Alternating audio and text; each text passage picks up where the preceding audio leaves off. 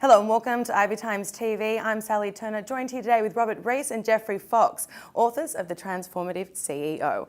Gentlemen, thank you for joining me today. Thanks, now, Sally. Firstly, who is a transformative CEO and how does that differ from, say, an ordinary CEO? Well, I'll take that. A transformative CEO, it's a new category. It's someone who revitalizes a company, reinvents an industry, or reboots society. And what the transformative CEO does, the CEO's job is to get from here to there.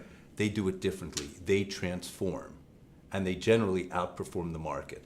So a quick one, what's the hardest thing to transform? The egg. I mean, it's the ultimate commodity.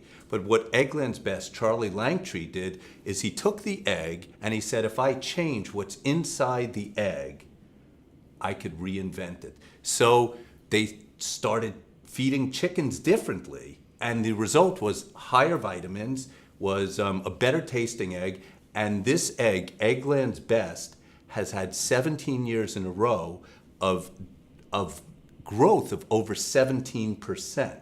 That's pretty significant. And right now, when you buy eggs, it's like become the best-selling egg, all because he transformed what's inside. So that's what a transformative CEO does. They transform, they change.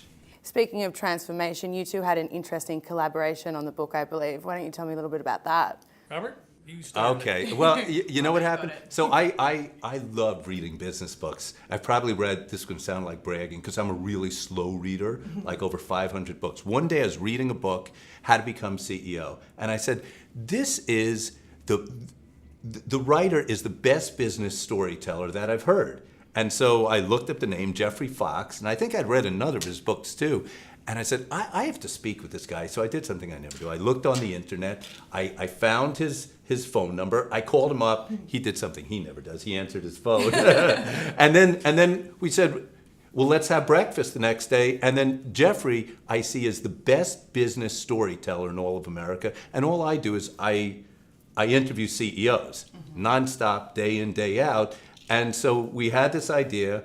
And Geoffrey, you probably get... Well, when you read all these interviews of all these fantastic people, men and women, they're just enormously and very generous with their time, and you read through them, you can start to see patterns emerge that we used as their contributions to the ideas in the book. I mean, as you know, it's a very short, fast book, and I don't know how many chapters there are, but we just eclectically plucked the various people, you know, John Paul DeJoria, Charlie Langtree, you said, Jim Skinner, head of McDonald's, the guys that are head of UPS, Cirque du Soleil, General Mills, on and on. Fantastic companies, Tony Hsieh from Zappos.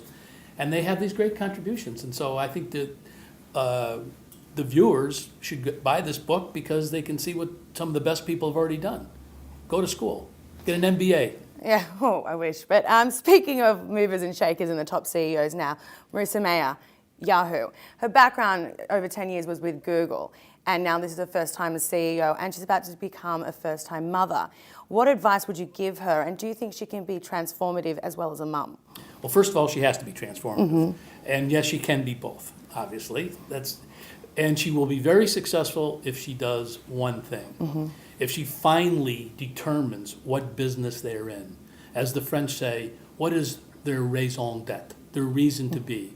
And Yahoo has been all over the map, and no one knows what the heck they are. However, they really should be, in my view, in the news business. They should understand that their competition is the New York Times, the Huffington Post, the Wall Street Journal. Once they understand what business they're in, and they can shed all these crazy divergences and all these different kinds of investments in different things, I think prior management, maybe the board, maybe the founders didn't like that. It's not sexy like Google and some of these other things. But if they agree that figure out that they're in the news business, they will be a juggernaut for 3 years. At the end of the 3 years, if they haven't figured out how to persuade their readers that that reading the adverts is the price for a free news publication, if they haven't figured that out, they'll start to slow down again. But once readers say, I'll read the ads, because no one's reading the ads on Facebook, I'll read the ads on Yahoo, then they've got a real business. I think it's going to be great. What kind of strategies can Marissa move forward as a CEO in order of finding their identity as a news outlet?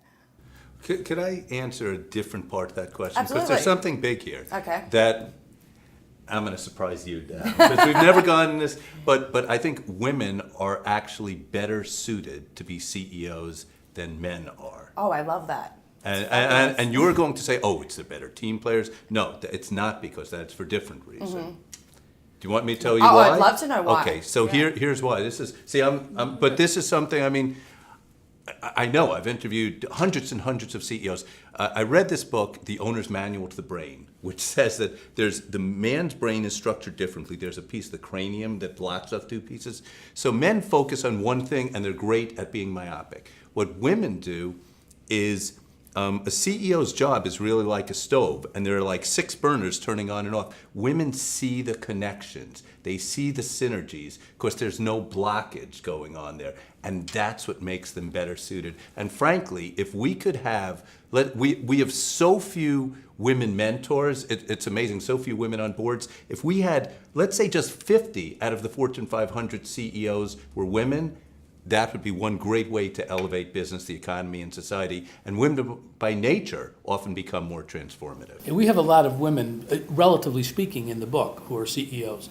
We had the CEO of Xerox, it was Anne Murray, the CEO of McKay. the CEO of the Girl Scouts of America, was Kathy Cloninger at the time. Maxine Clark, who's founder of Build-A-Bear, Ann LaPlante, CEO of Beakley Corporation. It's a product that sells to women. They've saved millions of lives, women's lives.